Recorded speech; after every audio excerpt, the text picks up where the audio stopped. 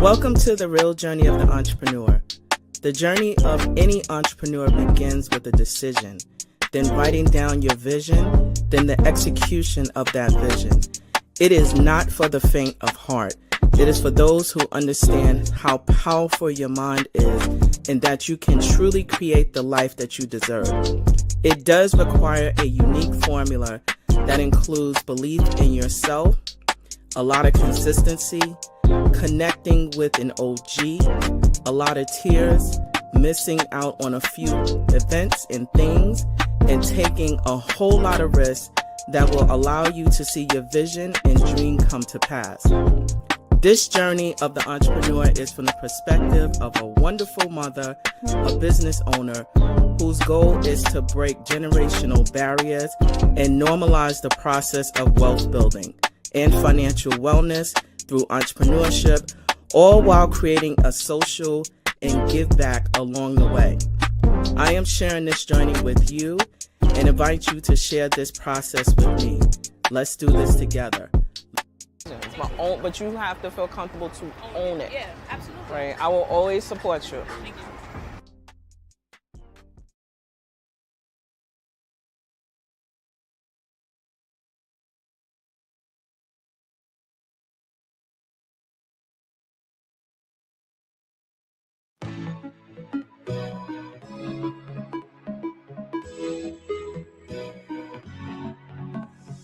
Welcome to our fourth annual Full Circle Business Brunch.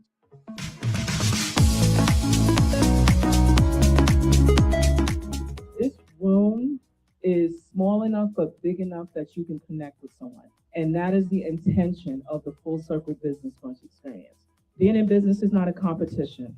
We all can win at all levels. We come from a lot of poverty. How do you break out of a scarcity mindset as a small business?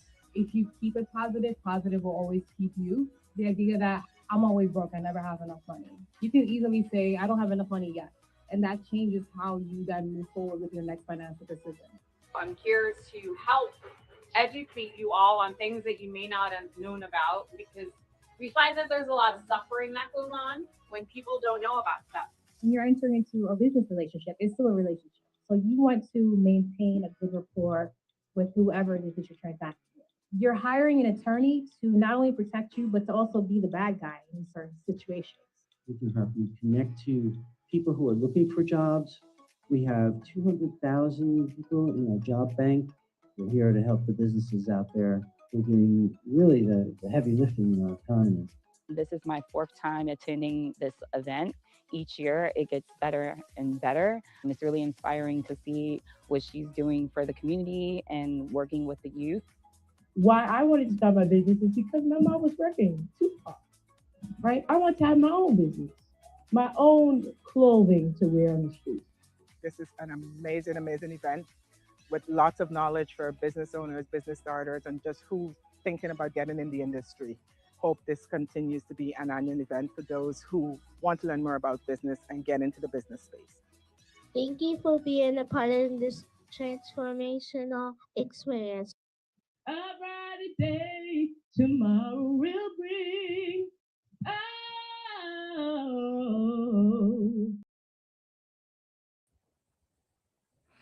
So hey there, good people. Hey there, hey there, hey there, good people. I hope that you are doing wonderful and well, and that you are continuing to pursue the things that need to be pursued in your life, in spite of bad news, good news, and that you're continuing to walk on your ordained journey. My name is Anita Pierce, and I am the host and producer of The Real Journey of Entrepreneurship. I am uber excited because I get to, through this platform, interview courageous souls who are on their journey to figure out what they're going to create, how they're going to impact, and also making courageous steps to improve the ecosystems that they are in. I get the opportunity to be able to do things like you just saw the video, the Full Circle Business Brunch, where we bring together entrepreneurs to exchange ideas with intention, compliance, sharing resources. And it's a level of intentionality that it's not a huge, robust event where we have like thousands and thousands of people, but it's a setting where we provide and connect resources to those who are willing to share that time and space with us. And it just so happens that we're coming up on our 5th annual Full Circle Business Brunch experience. And this time we are going to be in Harlem. The date, and save the date, is Saturday, March the 21st. It's going to be in Harlem from 10 to 1. So stay tuned for more information as it comes out. But right now you have the date and the time, and we hope to see you there. We are looking to deepen our conversation about business compliance, collaboration, and what that really means, and also being well within the space of entrepreneurship, because we do know how important and how impactful that is. And we want you to join us. So, in this space, I get to share space and learn more about those who are in the space of entrepreneurship, and actually what I call serial entrepreneurs, not cereal that you eat, but serial in the space where they are doing multiple things and being creative as they are choosing to enter in and create the spaces that help to solve problems. And guess what? My next guest is absolutely no different. In fact, while I am uber excited, is because of Blue Construction. Not only is Blue Construction a woman-owned business, but when you hear the story about the how this woman got started and some of the other things that she's getting into to help to create her economy, you're going to see why I'm so excited. And not only that, Blue is calming, right? Blue is soulful. Blue Construction helps with supporting and renovations, but also more to it. Renovation of your home and also of your skin. Wait till you meet Nancy. Hey, Nancy. Hey. Hi, how are you? Go, Nancy. How are you? I'm doing good. Me too. Good to see you. Good to see you too. All right. So, I'm going to start with the basic questions, right? Real I'm ready basic. for you. You ready? Yeah. Tell us how you got started, who you are, and how you got started in this space, Nancy. Well, The truth. it depends which space you're talking about first, because we got two spaces. Uh, so you know what? I just want to give a little background first on since we're talking about serial entrepreneurs. Just wanted to share a little bit about how I started my wellness practice. Right. So back during COVID, everyone was getting sick, and especially in my household, everyone was not well. And I didn't really know what was happening because we noticed there was a pattern of people going into the, infirmary and not coming out. So this is all real talk. So I said, you know what, we're going to get our family well. And I'm like, Lord, this is what you said about green, and all I did was literally my motherly instincts. They kicked in, and I said, "Well, we're gonna do green juice every 2 hours, like I used to breastfeed all y'all." I have 4 children, and then, well, technically 5 because my husband. Okay, so everyone was just not well, and I was just like, "Okay, we're gonna like green this out." And when you're hungry, I'm gonna add a banana to it, and that's gonna be your solid food. And long and short of that story, everyone got well. After everyone got well, quickly, I was like, there's got to be something that I can keep this going. And I remember one time there was a wellness coach that I had, and he said something about iridology, and I looked it up, and there happened to be an iridology school open during COVID. And I signed up because the government was giving us money, right? So yes. So I just like signed up, and I was like, I just really want to learn how, to heal my family, get a real deep knowledge of herbs, how they work, how they support your systems, your organs. and so on and so forth. And that led me to actually get a certificate in clinical iridology. Which is the ability to be able to see what's going on inside your body by looking into your iris, right? It's not mystical, it's not magic, it's science, right? I did that. It was a 15-month program. I did it in 6 months because no one came to class because everybody was like, oh no, you know. And I had both my teachers, you know, attention, and I was able to graduate and get my license in clinical iridology.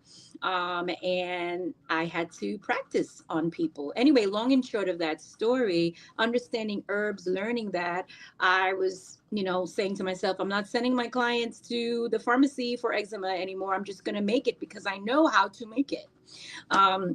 And that's where my making products started. And I started Savon Blue. And then I just started doing pop-up markets and so on and so forth. And that was my wellness journey. So I've always had a passion for wellness and being well so I can think, breathe, function, respond to people, you know, and survive, you know, in this life. So that's how I started Savon Blue, my first company. Right. And that's something that I am, because wellness is a part of, it has to be a part of our lives, you know, whether at work, whether it's stress, you know, monitoring your stress or whatever it is. You want to be well in your mind, in your body, in your spirit, so that you can continue to take on your responsibilities in life and manage them well. So that's my story with Savon Blue. I'm sure you have some questions for me. But that's just a comma and, right? So you started Savon Blue out of a need, right? It was a need. You were solving a problem. But then you went over into being a general contractor for blue construction, right? And that to me is equally important as well. So tell us about how you got started in the construction industry. Well, that's a very funny story, but an amazing story and a God ordained story. And I love to say, I love to lead out that way because it was definitely ordained by God. This was what I was called to do. And as I share, you'll understand, you know, there's a difference between wanting to do something and you being called to do something, right? Because I know sometimes we hear people say, oh my God, you got to get into construction because all the money's there. I get that. Yeah, the money's there, but are you called to that seat? Are you called to a particular position in the seat? In that career. So I had a friend of mine who just called me up one day, and you know, this was, you know, after just me doing wellness, you know, and it was like slowing down a little bit, and I just got this call. Said, hey, I need you to come help me do some paperwork. He was a subcontractor in the Nitro Developments working under a prime. And, you know, he couldn't get the document control on point. So he asked me to come in. And I was like, okay. So I'm thinking I'm just going to be there for a week. And, you know, I'm what do you call that? I am moving. Yeah, I'm taking information off of tissue paper and putting it on, you know, sign-in sheets. Yeah, that, I mean, and no joke, that's what was happening. And I was there putting everything in order, dates in order and things like that, and having the guys sign in so we can get this paperwork done so that we can submit it so that they can get paid. And after that, I became like the office manager. And then quickly after that, I was supervising the trades. I was ordering materials for every trade. I was supervising them. I was making sure apartments were renovated in one development. So making sure that the plumbers went in, you know, the electricians went in, the carpenters went in, the painters, the plasterers, the tapers went in, you know, general maintenance, et cetera, et cetera. And before you knew it, I was like, you know, figure eighting, you know, everything. And I was like, okay, it was one development. Then I went over to Red Hook. I was like in Fort Greene. Then I was in Red Hook and Fort Greene, and I was like doing the same thing over again. Red Hook East and West. Then before you know it, we were doing O'Dwyer, we were doing Seaview, we were doing Tompkins, we were doing Marcy, and I was doing the walkthroughs with the superintendents, turning these apartments back over to NYCHA. I mean, I was doing everything from making sure the window guards were in, making sure there was anti-tilt in the stove, making sure that the, fixtures were installed, bath fitters, that, and it keeps going, it keeps going, it keeps going. And I started with 5 guys and 1 development. And I went to 40 guys, 13 developments. And I was doing document control and apartment status reports and all of that for all of these developments, a few units in each development, of course, and 40 guys.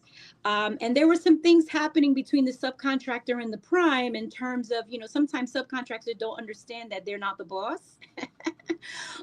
So there was like a little conflict there, and the job came to an end.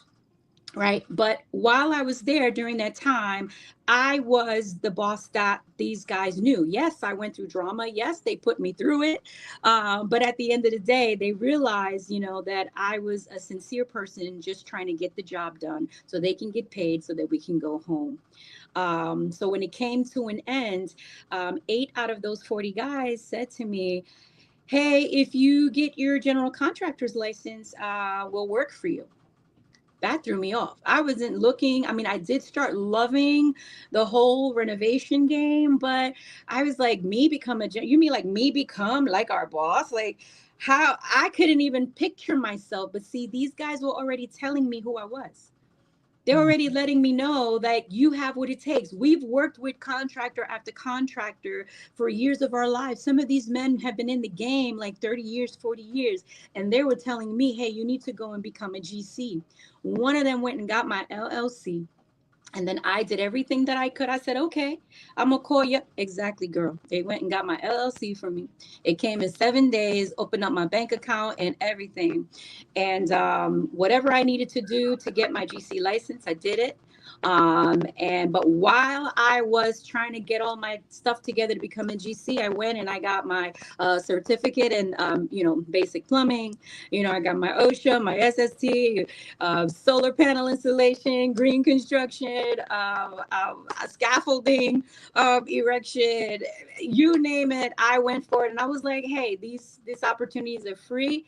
I'm going to take it. I'm going to make sure that I understand what's happening so that I'm just not blind, walking in to a site. So, and then I got my general contractor's license, made sure I got state certified with SBS, MWBE, Nassau County. I was just going. And I'm saying all of that to say that it sounds like a lot. It is a lot. And I have to tell you, because God led the way, it did not seem like a stressful process. Like it just wasn't. One thing went to another thing, and I didn't have to struggle. Like help came when I needed it. Like I didn't have to go, oh, can you help? It just showed up. I could be walking down the street and I'll meet somebody and they're like, hey, I do this. And I'm like, oh my God, wait a minute. And that's actually what happened with the plumbing certificate, because I was so infatuated with plumbing, so infatuated with toilets and removing them and placing them. I'm telling you, I was obsessed. You think I was crazy, but I was so obsessed with plumbing that I was come in with a flyer just like that. And someone introduced me, was like, hey, Nancy, I want you to meet so-and-so. And then here, you might want to take this. I'm just like, what? Hold up. And the class starts tomorrow. I'm going. And it's free. Not only that, with that class, I end up being the valedictorian of that class, of that plumbing class. Hello. Okay, so tell us about how you got this LLC and then what? So 8 out of those 40 guys that I was working with, they said, hey, if you get your general contractor's license, we'll work for you. And one of them went and got my LLC. I got it in 7 days. I went and I got a bank account. And I just kept on moving. And while I was getting all of those papers in order, I was just signing up for whatever was free. And I am a plumbing person. I just love removing toilets, putting in toilets, removing sinks, putting in sinks. And the funny thing about that class that I took is that I graduated valedictorian of that class, and I got my wrench right. Okay, but I graduated valedictorian of that class, and the organization that I took the class with, they actually gave me an award for an emerging giant. Like I'm just saying, like, you can't like make this stuff up, you know, and it's a major organization too, you know. But I was just, you know, trying to just do what I needed to do. And what was happening was, especially with that plumbing class, I just needed to let you know, like with that plumbing class, I was just in my workspace and someone said, "Hey, Nancy, I want to introduce you to someone." And that person just happened, this person knew nothing about me wanting to further with plumbing. And she just happened to have a flyer for a plumbing class that started the next day. I was like, this is crazy. And I signed up, sent the email out, and I was like, I am starting. And I just did like 9 weeks, you know, of just like hardcore, you know, practicum, you know, snaking out toilets. I love it. You know, taking out sinks, putting in sinks, picking up toilets, putting down wax rings and Johnny bolts, and you know, and I'm just like all excited. I know, right? Why would I? But I love it, you know, because I would do these things in my house, you know, and it's great. But I'm saying that to say I was just trying to get every certification that was made available, and it was always something that God like presented, you know, and I was able to sit in the class or do this, or, you know, and he worked everything out for me. So when people are like, "Oh my God," you know, like I know people that just want to become a general contractor because it's a general contractor. They want to be able to walk the title. And I was like, you better be very careful. And this is for everyone out. Be careful when you covet people's calling. Be very careful, because general contractor is not a joke. There is liability. You are holding the weight. You are holding the insurances. Anything you do is a liability. And if you don't have wisdom, if you don't have discernment, if you don't have the right people around you to guide you so that you don't lose it all, you're not going to make it. You know, so many people in this industry, you know, like I know engineers and architects, and you know, they're obsessed, you know, with the idea of GC. I had no clue about GC. Okay. I didn't care. You know, I was just like, look, GC, they come, they fix whatever. But I didn't know that this was something that God was calling me to. And because he called me to it, everything just flows so easy, no stress. You know, the favor that God would show me in places that I would go, the tables that I would sit at. I'm just like, how'd I get here? You know? So I just urge people, don't covet people's position. Don't lie about what you do. Just sit in who you are. And for me, it's being a GC. I didn't look Haitian women, and I am Haitian. That's not what's on our list to become, right? We're nurses. That's acceptable, right? We're lawyers. We're architects. We're engineers, you know, but don't go telling your Haitian parents that you want to pick up toilets and put down toilets. That's not how it works, you know. So yeah, I felt passionate, you know. I feel the passion to like kind of like share that in terms of like, you know, whatever you are, if you are a carpenter, be that amazing carpenter, man. Like be that amazing carpenter girl. Just be that electrician. There is no need to wanna, oh, okay, I just want to take on all the responsibility and liability, because if you're not ready for it, you're going to fail. You're going to fail forward very quickly. And I think that's a part of my story that a lot of people like don't know. Like they don't know that piece of, guess what? Even when you don't have work, you got to still pay insurance. It's not, you know what I'm saying? Like there's a lot of contractors out there who are not compliant.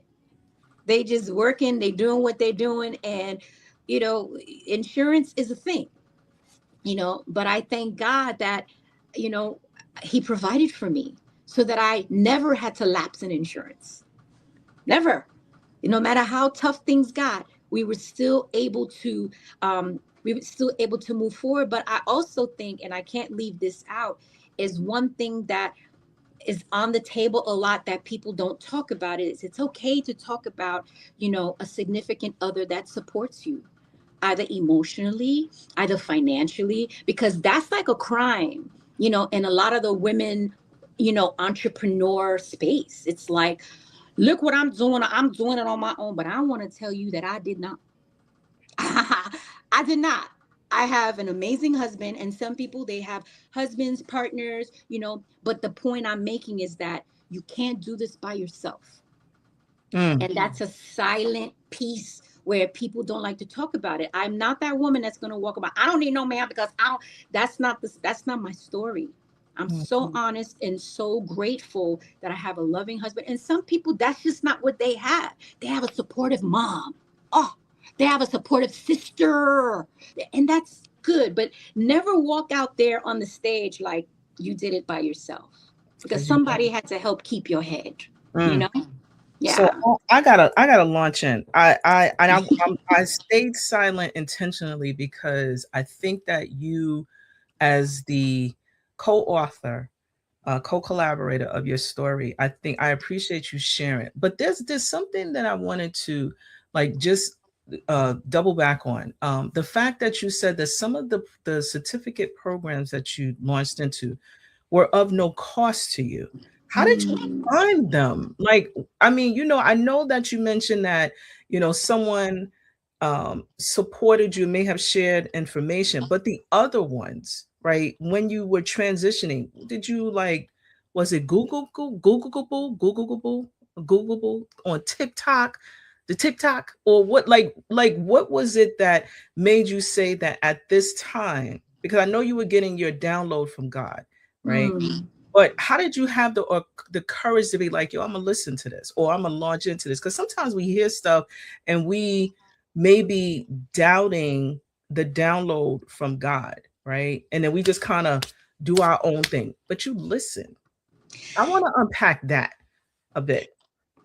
And that's very important. You know, you said I listened, and that's a very important piece. It's almost like that's what I'm saying. My story is so different, is that when I had a desire, it showed up. Am I making sense? Yes. It's like, and this doesn't even have to be, you know, faith-based, because, you know, we all are created in a way to feel what's around us and, you know, energy and all that good stuff.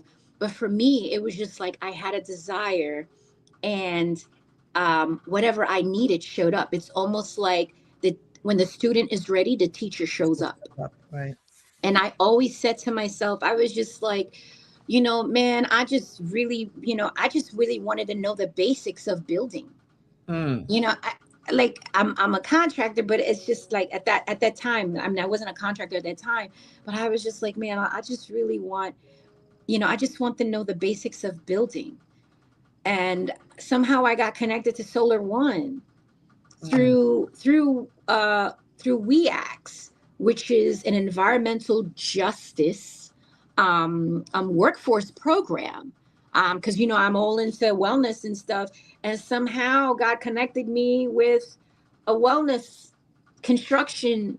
And that's where I got my OSHA. It's like everything was like in alignment. And I went and I learned solar panel installation, you know, and it was one program after another. I learned, you know, electrical, you know, doing the wiring. I learned how to build literally a little house with my bare hands. And, you know, it's like, it's what I wanted. And I had the desire because I wanted to be better. I wanted to be the most because I knew this was an area that I was stepping into that was not female dominated. There you go. So I was like, for the young girls that are out there, and you know what, not even just for the young girls, but for the older women who want to switch, I've had teachers come to me during career days to say, I really am thinking of a switch. And I'm like, go for it. Do it. So not only the young girls who are coming up, but, for older women who want to do something different because their jobs have literally snuffed their life from them. Yeah. And before it snuffs their life more, they want to do something that they love. And they've always loved construction, but it's not what their culture accepted for women. I broke out that matrix, because Lord knows I have gotten so many different degrees that that I'm not using. But I don't know. But I'm just saying, because when you're searching in life for what your purpose is, you spend a lot of money. Life costs a lot. Life costs a lot when you don't know what you're called to do and no one's telling you, hey, I see this. Life is expensive, so yeah, so that part right there, just inspiring, women, and just, and just letting them understand that, like, hey, you just take that step out in faith. And because that's literally what I did. I did not stay in what someone else told me I should be in, if that makes sense, because my future was already made up for me. And when I finally said, okay, I'm going to do this nursing thing, this was later on in life, and I was doing so well. Like, I was the president of my nursing class, and, I found favor with the chair of the department. But don't you know, when I was in my clinicals, I quit because it just wasn't me. Yeah. I was doing it because that was a label that was put on me as a Haitian woman. That's what you do. And I literally just broke out of that, and I was just... Can you still hear me? Oh yeah, we're still recording. So you are a multifaceted serial entrepreneur that has these ordained experiences. Tell me some more about that, because you were obedient and listening. Yeah. So which one, construction or wellness? Both, because both of them, I feel, from listening to your story, are intertwined, right? So yes, we are multifaceted, but what you're sharing here is a number of layers that you were obedient in listening, right? You were obedient in listening, right? That there has to be something said about when you are obedient, even though there are challenges that you still went through and still are going through this process. And while you're responding, I'm going to show to those who are going to be watching your website, so that they can see the beautiful face, but also see, some of the things. So do tell. Yeah, so some things that I was sharing was that, when it's almost like when the student is ready, the teacher shows up. And that's kind of how I see it with my life. It's like when I desired to move forward, it just seemed like the right people came into my life. The right opportunity came into my life. And I never liked forcing anything. And even in the wellness industry, I would have dreams about selling clay. And clay is a healing, it's a healing rock, broken down. It's a healer. And I use that dream as an opportunity to take a leap of faith and move forward. So that was with my wellness, but with construction, once those guys said to me, hey, if you become a general contractor, we'll work for you, I only took it as a divine sign, because I really loved what I was doing. I loved what I was doing, and I didn't know how to move forward and obtain opportunities that way. And God was like, you're going to make the opportunities for others, and I'm going to use you. Hmm. So I want to lean in on that a bit, right? Because when you and I first met, I was doing a workshop on government contracting, and I didn't have, like you, a blueprint or a launch-in or someone going, you should do this. This was things that happened in my space that kind of like allowed me to lean and become a student of what it is that I was doing and still doing what I believe is being called to do. So my question to you is about the work, because the construction industry, renovation, has such a bad rap about, you know, businesses or residential owners or clients being taken advantage of. I think, and I'm gonna just say this because, not being gender specific, but I feel like as a woman of color, a Haitian woman, that you have like this magnetic force to be able to do this work differently. Because ain't no way, right? Remember that No way. the individuals are coming to, they see a certain type of leadership that comes in.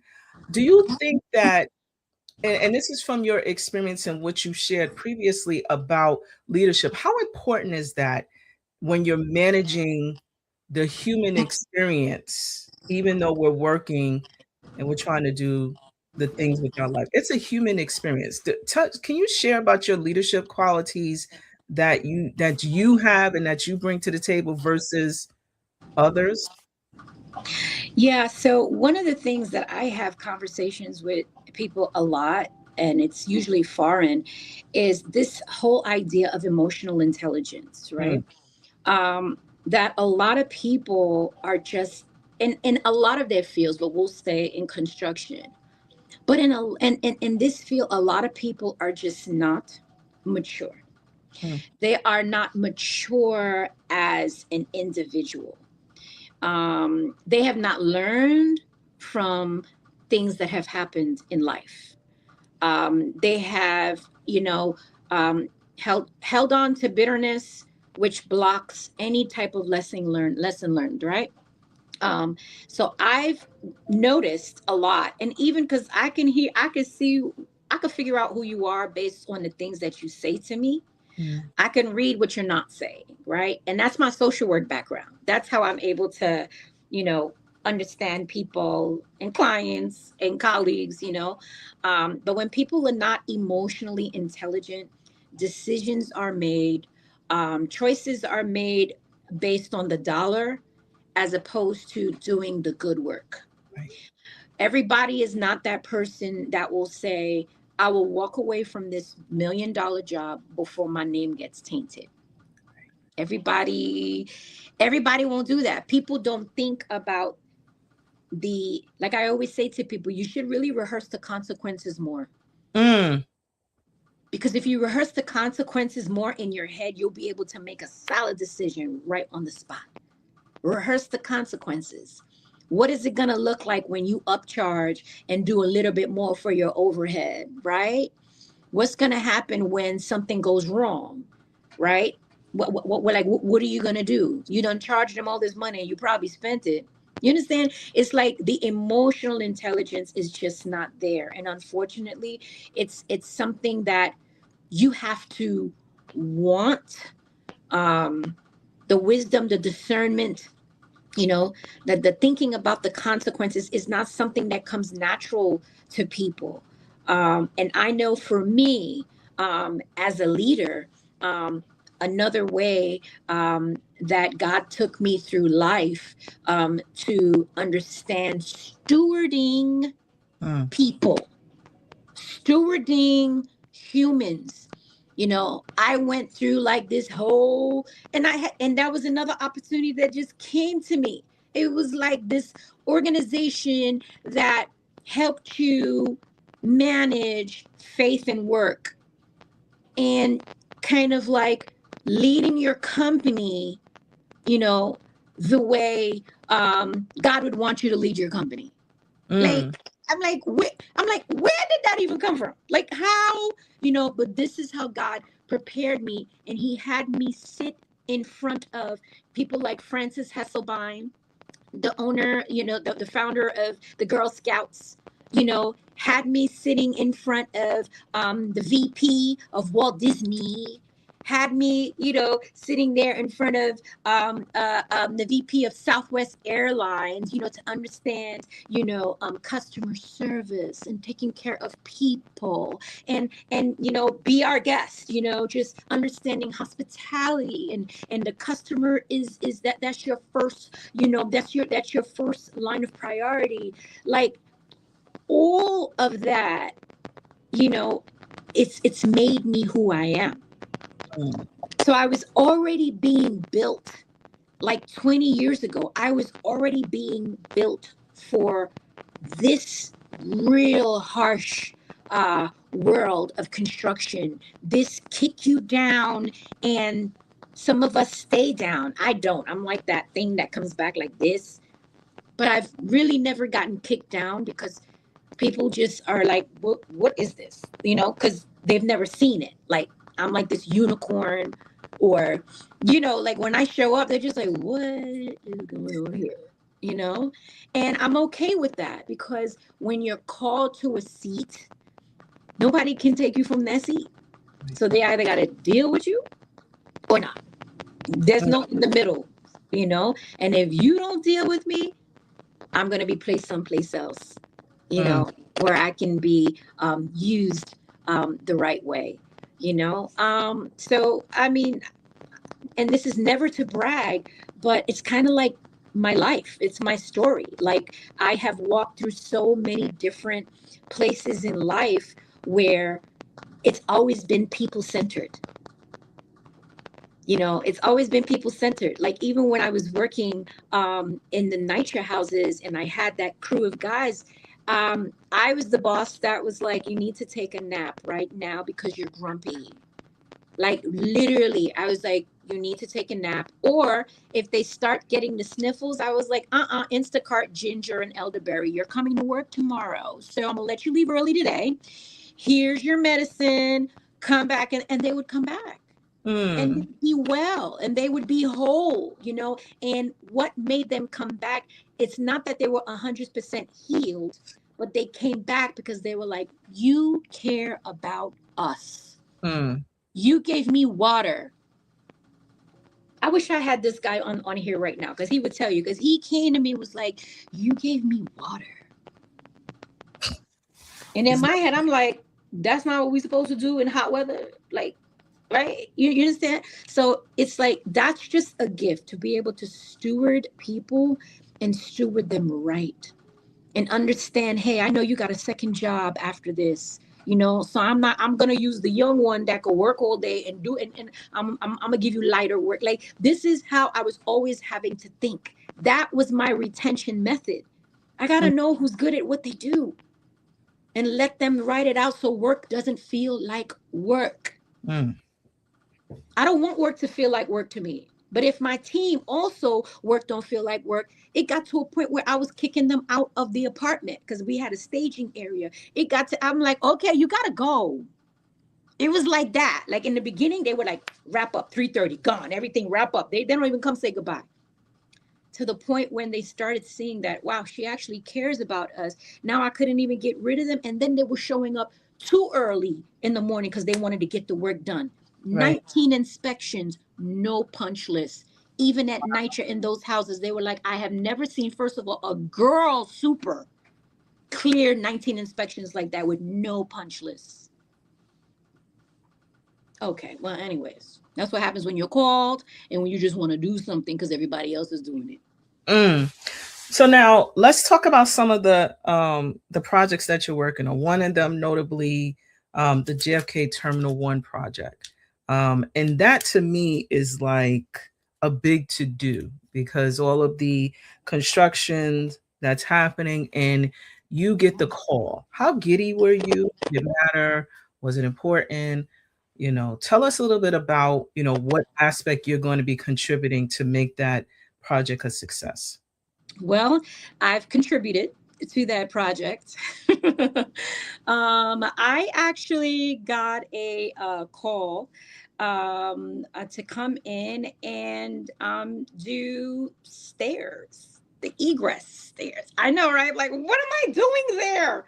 Um, it was quite scary, and I can't wait to jump in to tell you like what made it not scary. But it was very scary because, you're dealing with the Port Authority, you're dealing with all different kinds of organizations, you're dealing with all kinds of contractors, you're dealing with all kinds of trades. Coordinating inspections and the concrete pours and understanding what kind of mix to use, like that wasn't something that I was really trained in. However, when God calls you to something, he supplies the teacher. And I had one of the best mentors who walked me through every single. So I had about a few stairs and what we call the head house, and that was my assignment, to complete those 4 staircases that were paused for a minute, because when you rush, sometimes you don't really, that part.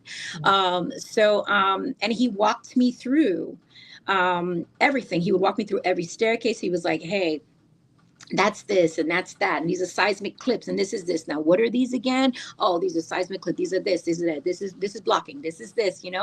And we would go through that every single day until I was able to run on my own.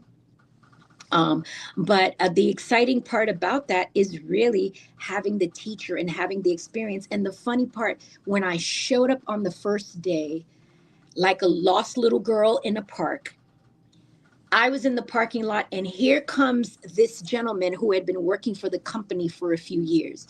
And he was like, hi, Nancy, I've been expecting you. He wasn't expecting me. He just heard my name because the lady was giving me my PPE. And he was like, I've been expecting you. And he said, you know what? I'm going to take her to her desk. So I didn't even have to go looking for anything. We jumped. He was like, this is what we're going to do. We're going to jump into this van. This van is going to take us to the trailer.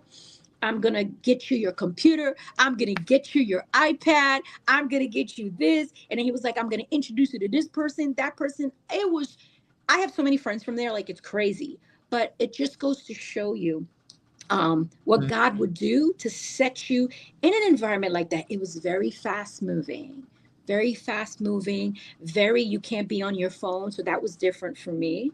Having to walk through this huge site, like ducking tractor trailers, you know what I mean? It was a lot, dust and, but it was a beautiful experience.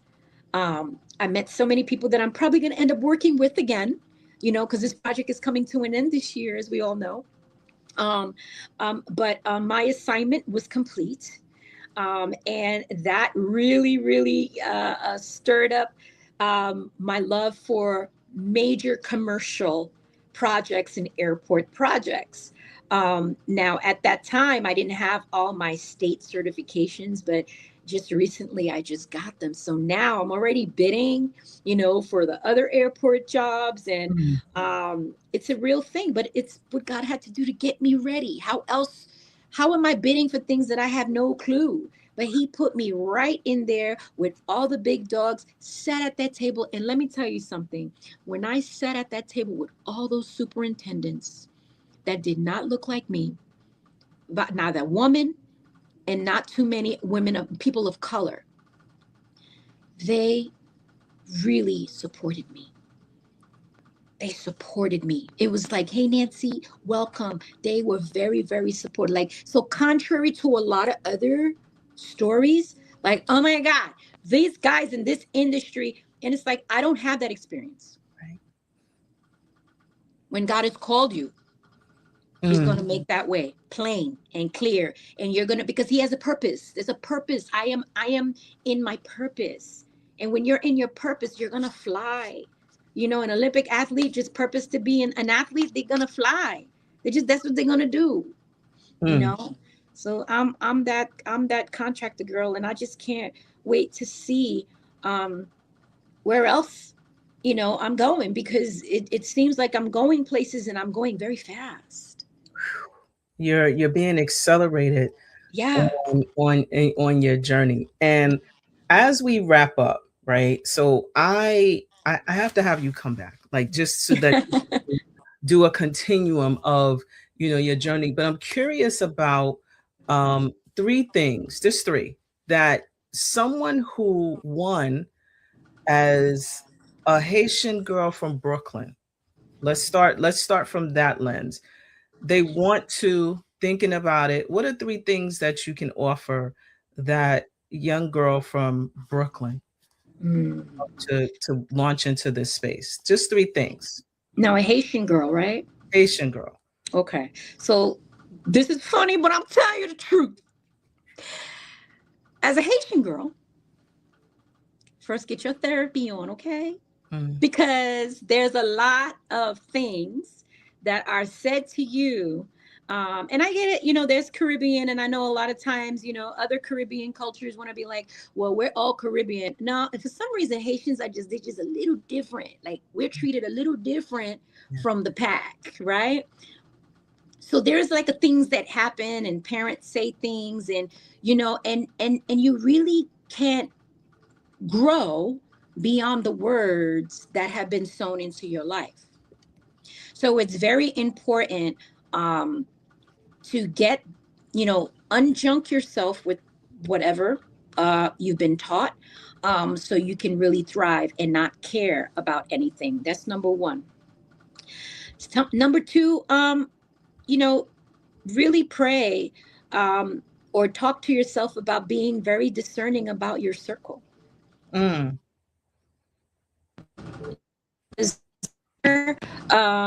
You know, you're only as powerful as the.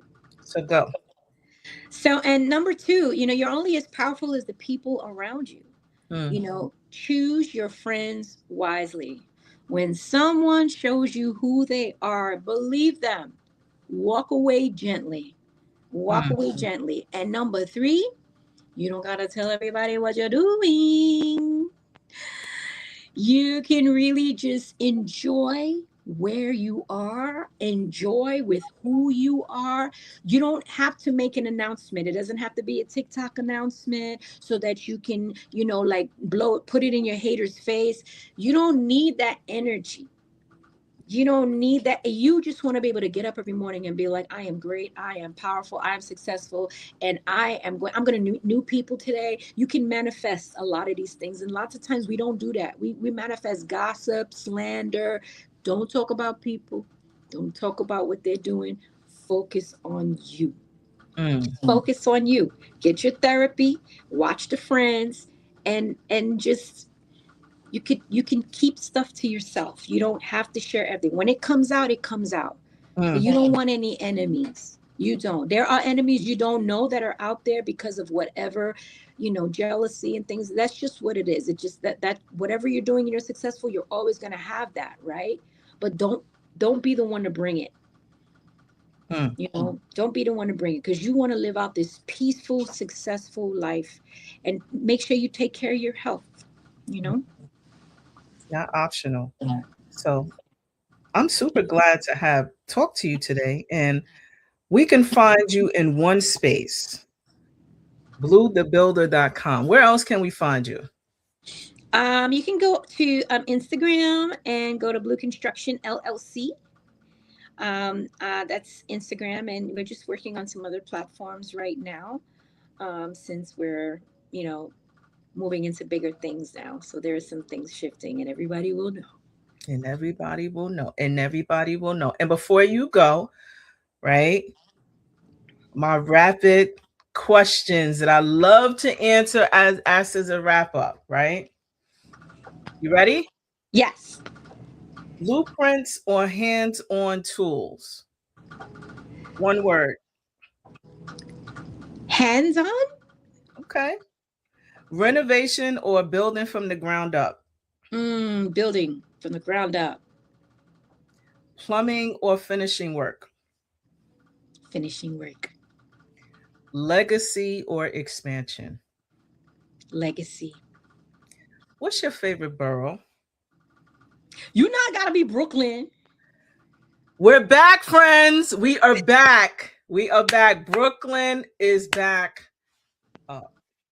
So on that note, I love you. Thank you so much. I love you more. This is so good.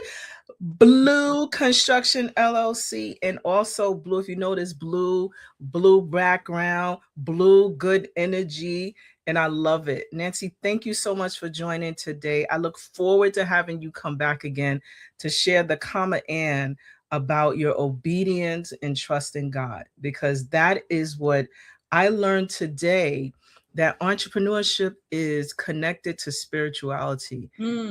Growing and forcing us to learn more about who we are and whose we belong to in God. So thank you, my love. Thank you so much. And I look forward to checking you out. So please like, share, and follow. And when you book Nancy, pay what needs to be paid, because clearly the mindfulness, the wellness, and all that goodness is in there. Do what you're supposed to do. Thank you, Nancy. You're welcome. Bye. So I'm going to tell you why I get like super excited. And that was just a small portion of Nancy's journey, Nancy's story. Because when you have the courage to leap out as an entrepreneur, you are walking in on your calling. And the reason why I asked about throughout her story is because she had to listen and be obedient. Sometimes we hard-headed. We don't be wanting to listen. But as you can see, when you are obedient to your calling and you listen, even though it may be scary, because a lot of we're talking about this, but a lot of us are walking in a space where we're questioning, is this something we supposed to be doing? Or like, why you have me do this? And remember, if you are a believer and you following this journey, there is a process that you have to dig into, which is listening and being obedient. And that doesn't mean that it's not scary. So I can tell you that there are points, even in my space, I'll be like, what you got me doing here? But it's about being obedient and knowing that at the end of wherever our calling is, we win.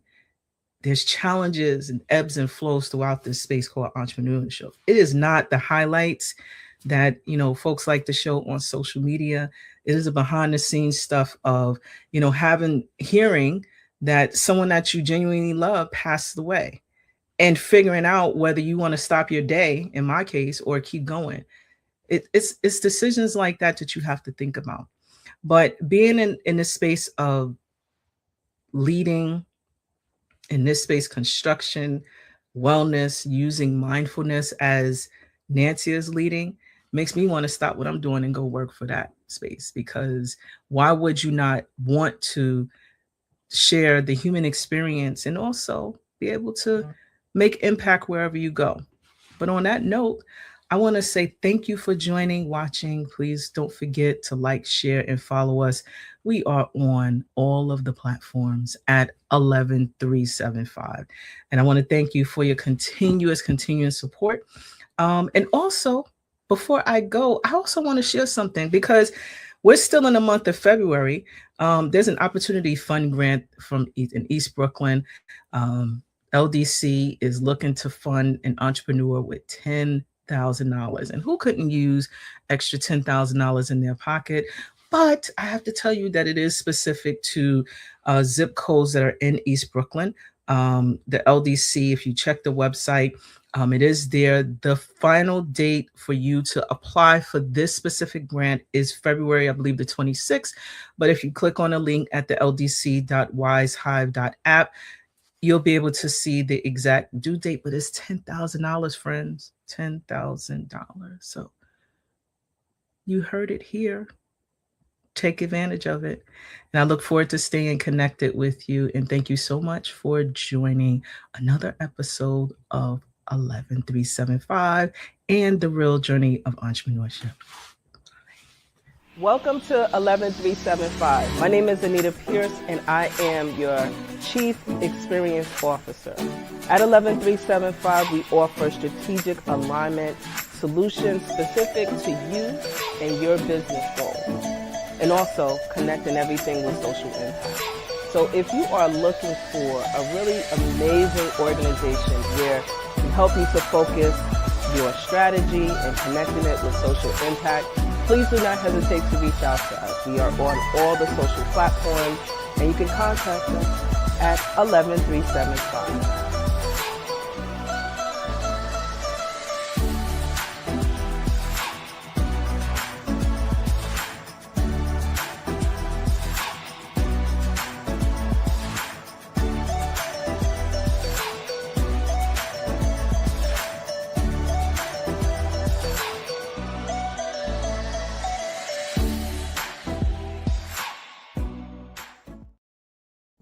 This week I have been dealing with the role that I play as a leader, manager, business owner. And something that came up frequently, specifically this week, deals with the fact of how we treat the people that partner or choose to work with our business. And every day there is always a choice to uplift or a choice to bring down. And that choice is daily. Do I minimize the people that are helping to grow my vision, my dream, or do I provide a space where we are growing and developing together? It's not easy. Every day is a choice.